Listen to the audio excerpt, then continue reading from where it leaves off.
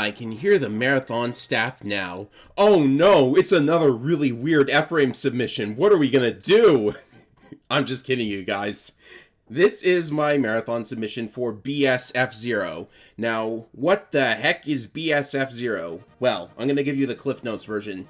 So, in Japan, there was a service for the Super Nintendo where you could download games off a satellite, and they used this to distribute a number of essentially downloadable content. What you're seeing right now is a sort of standalone expansion to the original F-Zero on the SNES.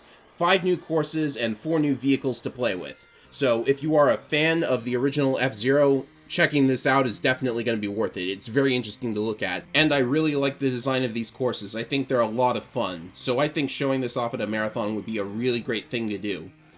Anyways, the races have already started, and I haven't talked about a thing yet, so let's talk about the vehicle that I have chosen. I have chosen the Luna Bomber. Out of the vehicles in this game and the original F-Zero, it is probably the fastest of them all. Even the Fire Stingray from the original game isn't as fast as the Luna Bomber, and it also accelerates a lot better too. However, the Luna Bomber does not turn nearly as well as the Fire Stingray did, and it's way less durable as well, so you don't want to be crashing into walls a lot. You might actually have to hit the brakes if you are going too fast. Imagine that! Hitting the brakes in F-Zero! Isn't that crazy? Well, you'd certainly want to do it in this course. This is Mute City 4, the first course in the so-called Ace League. And the highlight, as you've already seen, is the line of dash plates leading up to a huge jump over more jumps.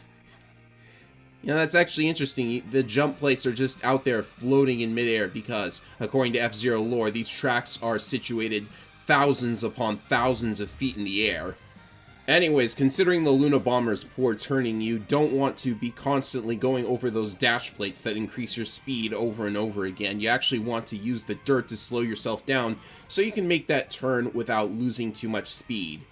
The Luna Bomber's top speed is 478 kilometers an hour, and naturally, the way to go fast in this game and save as much time as possible is to maintain that top speed for as long as you can without hitting a wall or doing something that would cause your speed to drop. That's where the Super Jet comes in handy.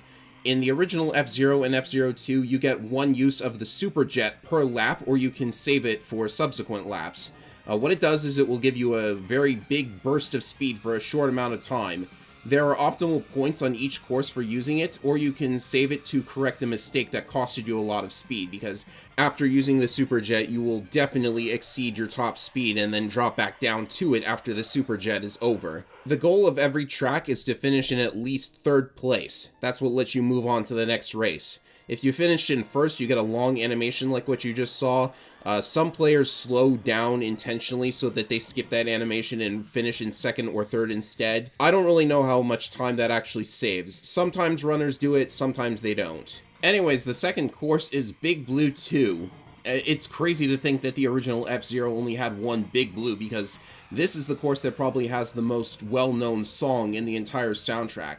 The soundtrack of F-Zero is incredible, and it's really withstood the test of time. It still sounds good even today. Made a little mistake bumping into that car, but that's okay. Now I've got a Super Jet, and I can use it to get back to my top speed.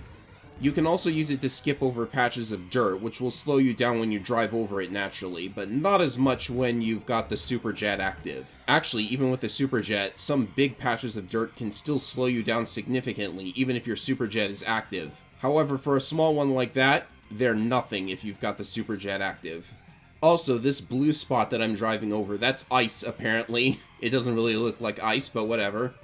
Best way to deal with ice is to take all of those curves as if they were one straight line. Just find a straight line that you can drive through that will get you through all of the curves without having to actually turn.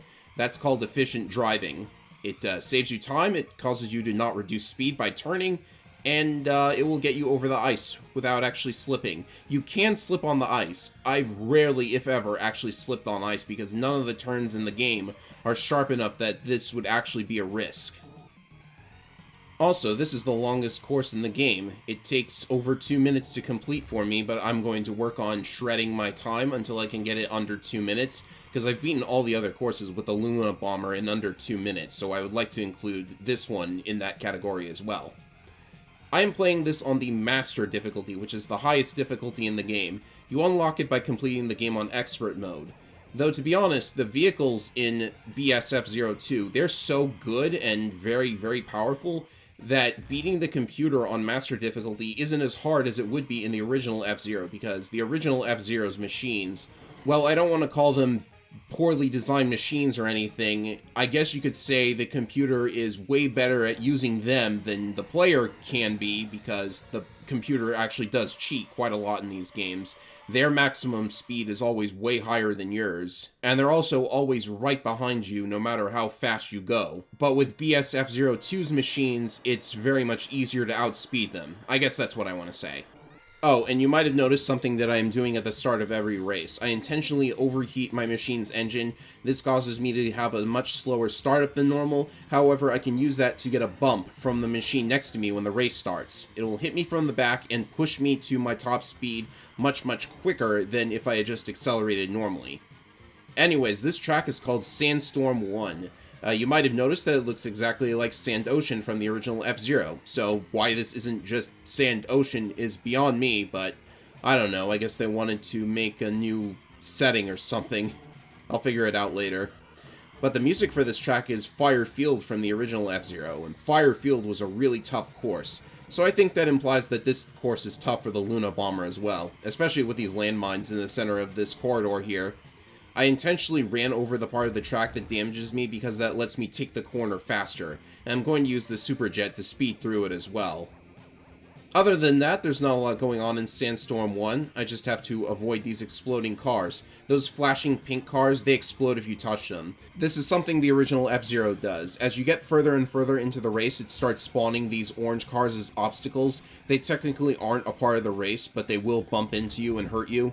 And it also spawns more and more of the exploding cars as well. I think it does this because if it didn't spawn any of the orange cars, then you would get into first place and there would be nothing stopping you. You could just cruise all the way to the finish line.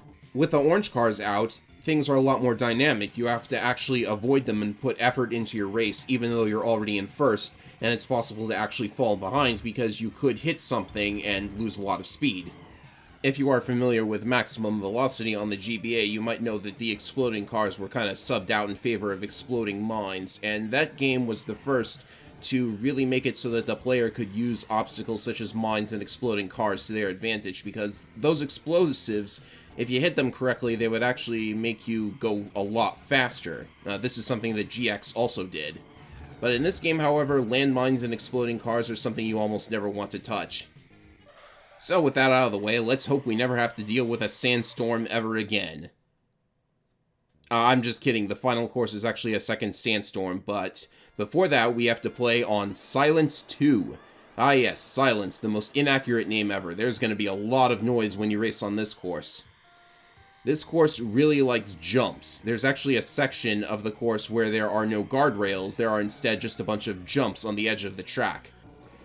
And in that section, of course, you're supposed to hit the jump plate to avoid getting hit by the mines. However, I failed because I was not used to the Luna Bombers turning on this course at this point. I've still got a lot to learn when it comes to racing this old game, but I'm gonna do my best for the marathon. Anyways, as you saw, in that section with all of those jump plates lining the edges of the course, it's very easy to take a bit of a shortcut, whether that's jumping over the hole in the center, or it's doing what I'm going to do on the subsequent laps in this race, which is to first jump over here, and then use my Super Jet to make a very big leap and cut off a sizable portion of that track.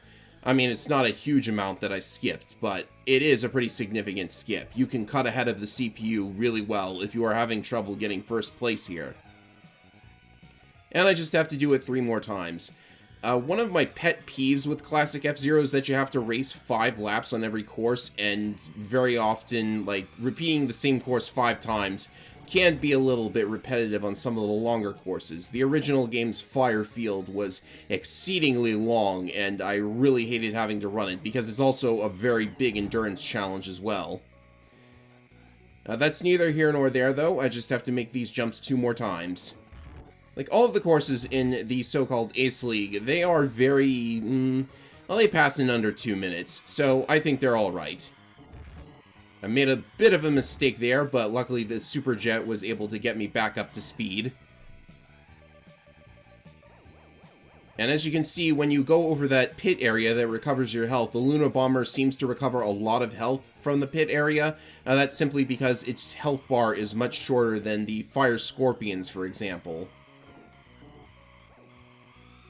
Of course, that also means you take a lot more damage if you hit too many walls at once, and I'm just out of things to talk about. But the race is almost over, so that's fine. Only one more track to go. Also, I just noticed that the graphics are a little bit glitchy. That's due to the emulator. I'm not really sure how to fix it, but it doesn't affect a whole lot, so I think it's okay. Hey, look, a second sandstorm, and the background is actually animated. Now, this course is interesting. In the original F-Zero, there was a course called Death Wind, which had a wind effect, which would push your cars to the side. That's what's happening here. There is also a wind effect in play, which is going to make turning a little bit difficult, because sometimes you'll be turning against the wind, and in that section, there is actually a magnet in the center of the course there that pulls you into the dirt. So it's a very tricky course to get a handle on, but if you learn this track, you can fly through it at an amazing speed, and I actually like this track a lot more than when I first started playing, because you've got that dash plate that will get you back up to your maximum speed. And you can also use the super jet in this area to basically circumvent the dirt. Like, you'll be on the edge of the dirt, constantly driving away from the magnet, but still being pulled towards it. So, you don't really lose a whole lot. You're not in the section of dirt that would slow you down significantly. And the wind also has an effect on how you start the race, because you notice that in every race I was getting a bump from the car next to me. That's a little bit trickier because you have to drive in such a way that you're still getting hit by the car. I actually don't think the CPU's cars are affected by the wind. I mean, it would make a lot of sense considering all of the other stuff that they're not affected by. They actually don't fall off the course and explode if you knock them off somehow. It's kind of annoying, actually, but they do rectify that in later F-Zero titles. So yes, this is a very fast course. Laps are always, well, when you have the Super Jet, laps are almost always under 15 seconds. So it's a very speedy course to finish off this set of courses, and hopefully I will be able to play BS F-Zero 2 at the marathon. Also, if you are doing the thing where you slow down in order to intentionally finish in second and third place, it doesn't matter here because that animation always plays regardless of what position you were in, as long as you were above third. So it's going to show the final times for each of the races, and that's going to be it for this submission video. I will hopefully be playing this or the other game that I submitted at the marathon, and I will let everyone know on YouTube when that's happening, if it is happening. I hope it's happening. This is really a game that I think should be shown off a little bit more, because, like, you don't even see a whole lot of speedruns of this, or a lot of time attack. I'm not sure if there's, like, a leaderboard or anything for time attack for this game. Anyways, that's all of my times being shown, and, I'll see you guys for whatever happens next. Later, everybody!